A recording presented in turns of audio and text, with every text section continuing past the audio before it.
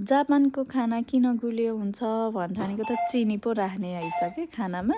सुरुमा जापानको खाना खान बानी पर्न चाहिँ एकदम टाइम लाग्छ, तर बानी परिसके एकदम मिठो हुन्छ। आज चाहिँ मैले कुखुराको मासु र चाइनिज क्याबेज बनाउँदैछु, त्यही पनि गाईको दुध राखेर क्या।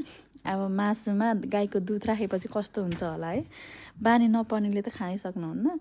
अनि मैले अदुवा लसुन पनि राखेँ यहाँ, अनि मलाई चाहिँ मिठो लाग्छ है, अनि मेरो बच्चाहरूले पनि मजाले खान्छन्। अनि यो थोरै दुध राख्ने, अनि त्यसपछि यो चाहिँ सस हो है, मेन्चुरियो भन्छ जापानिजमा, के को सस हो। यो दुईवटा राखेपछि 5 मिनट बन्द गरेर मजाले पकाउने।